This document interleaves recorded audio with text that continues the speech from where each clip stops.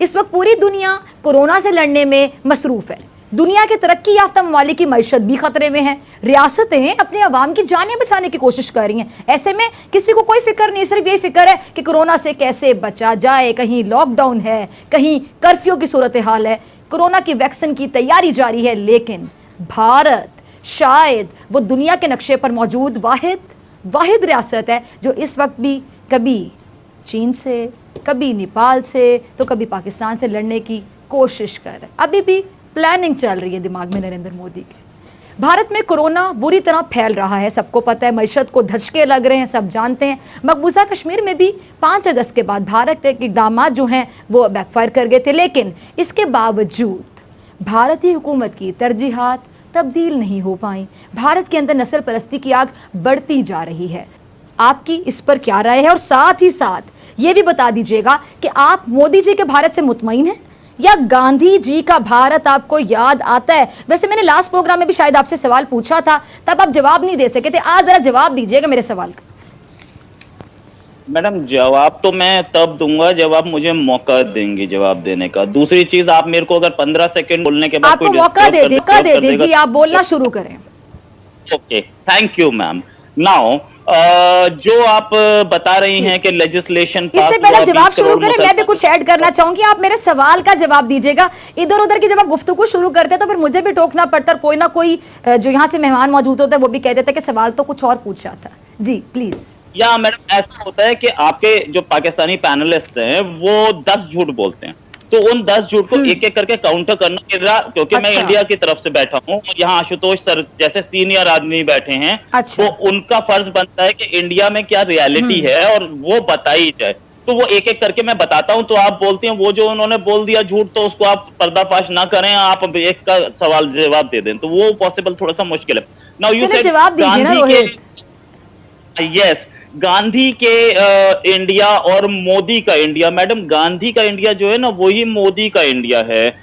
उसको मोदी को, prime minister Modi को लोगों ने इलेक्ट किया है और 1/3 से ज्यादा वोट्स लिए हैं इंडिया में, तब वो प्राइम मिनिस्टर बने हैं। इंडिया की पब्लिक चाहती है कि वो वहां बैठे, इसलिए वो वहां बैठे हैं। आप कई स्टेट्स में देखेंगी, गुजरात में, मध्य प्रदेश में, यूपी में, दिल्ली में 50% से ज्यादा वोटिंग हुई है मोदी के फेवर में। नाउ अगर आप बोल रही हैं कि हिंसा यानी कि टॉर्चर और मुसलमानों पे टॉर्चर हो रहा है, मैम ऐसा कुछ नहीं हो रहा। असलियत ये है कि यहाँ मुस्लिम्स को बराबर राइट्स हैं, यहाँ मुस्लिम्स प्राइम मिनिस्टर्स हैं, यहाँ मुस्लिम्स जजेस हैं, यहाँ मुस्लिम्स सरकारी जॉब में हैं, बड़े बड़े IPS IAS ऑफिसर्स हैं। तो ऐसा कुछ नहीं है कि यहाँ पे जुल्म हो रहा है, यहाँ पूरे राइट्स हैं। किसी भी कंट्री में ऐसा हुआ हो कि 3 महीने तक heart of city, heart of capital में 3 महीने तक एक रोड डेमोन्स्ट्रेशन के लिए बंद हुई हो? आपके कंट्री में हुआ तो मुझे बताइएगा। हमारे कंट्री में हुआ, मुस्लिम्स थे और उन्हें हटाया नहीं गया। ठीक है, दंगे फसाद हर कंट्री में आपके भी होती है, हमारे यहाँ भी हुआ, व्हाट द प्रॉब्लम?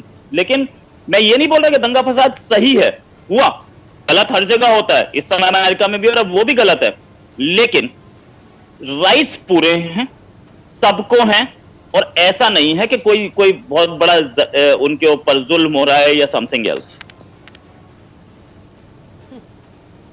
अच्छा चलें जी, मलिहा आपकी तरफ आती हूँ। रोहित, मैंने आपको बिल्कुल भी इंटरप्ट नहीं किया, ठीक है? अब मैं मलिहा आपकी तरफ आती हूँ। मलिहा, आप यकीनी तौर पे रोहित की बातों का भी जवाब देना चाह रही हूँ, वो भी दीजिएगा। साथ ही मैं सवाल पूछना चाहूँगी कि सरहद की जो सूरत हाल है वो हम देखते हैं कि दिन ब दिन संगीन होती जा रही है। भारत के अंदर अगर हम सिचुएशन देखें तो वहाँ पे भी आग लगी हुई है। मोदी आग लगाने पर बाजिद है। मुसलमान वहाँ पे सफ़र कर रहे हैं, सिख वहाँ पे सफ़र कर रहे हैं, तमाम माइनॉरिटीज़ वहाँ पे पिस रही हैं, और रोहित कह रहे हैं कि वहाँ पे ऐसा कुछ भी नहीं है। रोहित अगेन एक ऐसे भारत का नक्शा खींच रहे हैं जो मुझे तो नज़र नहीं आ रहा। अगर आपको नज़र आ रहा है तो ज़रा मुझे भी समझा दें, नाजरीन को भी और रोहित को भी ज़रा समझा दें अपने अल्फाज में।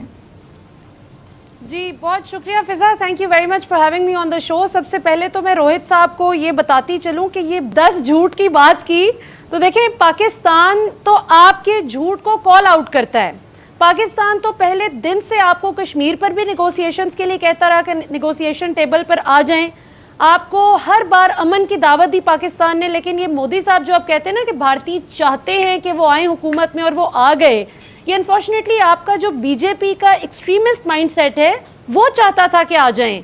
अभी भी आपकी अरुंधति रॉय जैसे लोग, राजदीप सरदेसाई जैसे लोग जो कि कॉमन मैन की आवाज़ें जो कि रीजनेबल भारतीय हैं, वो ना मोदी की आइडियोलॉजी से इत्तेफाक रखते हैं, और जितनी भी आपकी भारत में माइनॉरिटीज़ हैं, चाहे वो आप मुसलमान तो खैर माइनॉरिटीज़ में नहीं आते क्योंकि ठीक ठाक आबादी का हिस्सा हैं, इसके बावजूद जिस किस्म का बुरा सलूक आप लोग मुसलमानों के साथ मोदी की डायरेक्शंस पर उनकी हुकूमत करती है, फिर सिखों के साथ जो सलूक है, इवन दलित्स के साथ जो सलूक है, सिर्फ ब्राह्मण्स अपने आप को सेफ तस्वुर करते हैं आपके भारत में।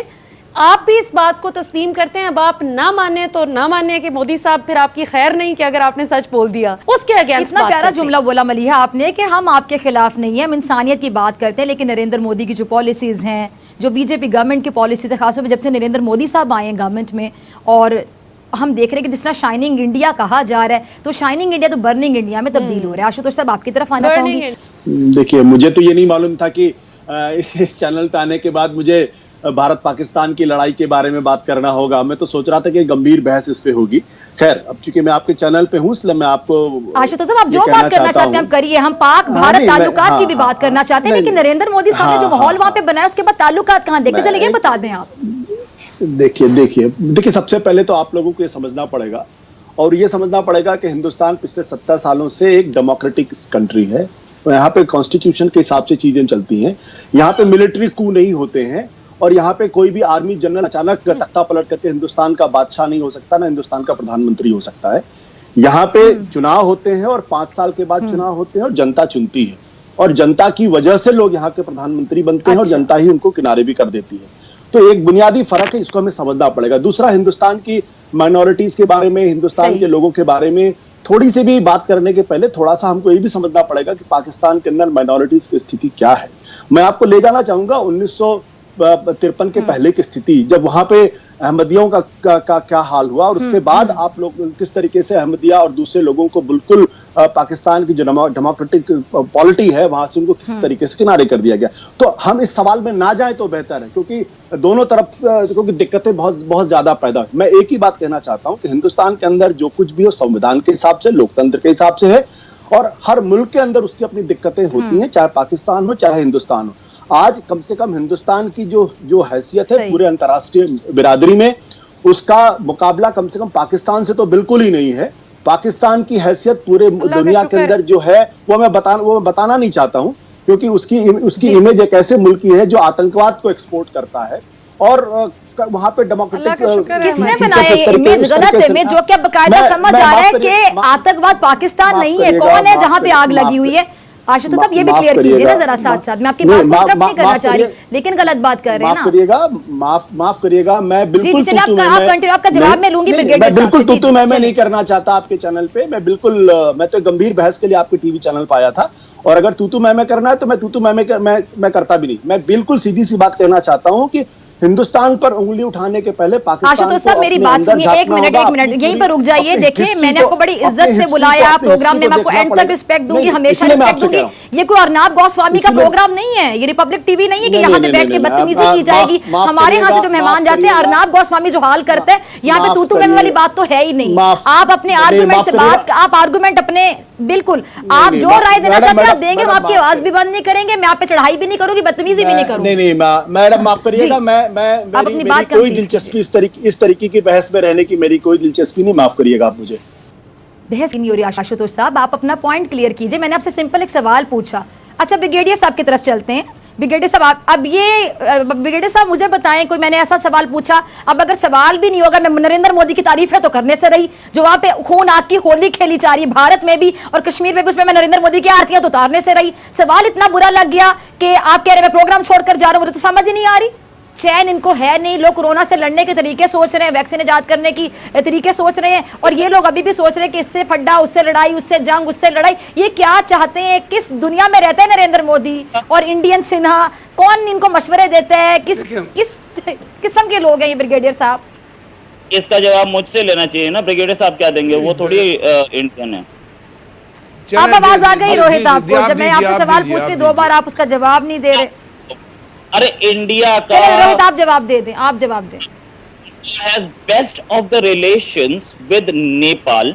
एक बॉर्डर पे अभी एक, वो भी उसमें कौन कौन इन्वॉल्व है हमारे आर्मी चीफ बता चुके हैं कि कुछ बाहर के लोग इन्वॉल्व है, वरना इंडिया और नेपाल के बेस्ट रिलेशन है। इंडिया बांग्लादेश के कोई प्रॉब्लम नहीं है। चाइना के बॉर्डर पे 1967 के बाद से अच्छा। आज तक एक गोली नहीं चली है। आपका कोई ऐसा बॉर्डर नहीं जिस पे गोली ना चल रही हो, ठीक है। 62 के बाद पहली दफा चली है। अभी भी नहीं चली, पहली दफा चली, आप गलत बोल रही हैं उनको। और दूसरी, इंडिया के अच्छा, तैयारों की चलिए, बात कर रहे हैं कंप्लीट आप, करने दीजिए ना, सुने कहते क्या हैं जी। कभी तो क्रैश हुआ, अभी आपका भी तो तैयारा लाहौर में क्रैश हुआ, आप इंडिया के तैयारों को बोल रहे हैं। आपकी क्या हालत है। और ब्रिगेडियर साहब, आप तो इतने झूठ बोलते हैं शो में। सर, आप ब्रिगेडियर हैं, एक थोड़ा किताब पढ़ ली होती तो अच्छा लगता। आप झूठे फैक्ट्स देते हैं, फैक्ट इस पे, वो भी लाइव शो पे। आपके अपने कंट्री के पास पैसा नहीं है। अगर किसी ने बोल दिया, एक पैनलिस्ट ने बोल दिया कि आपके अपने कंट्री में वो हो रहा है, माइनॉरिटीज के साथ तशद्दुद हो रही है, तो आप उसके खिलाफ लड़ने वो चले गए। आप 4 लोग इकट्ठे बोलने लगे, वो चले गए। आपके यहाँ आयशा बीबी के साथ क्या हुआ सबको पता है। ये मैं मलिहा मैडम से पूछिए ना, एक मिनट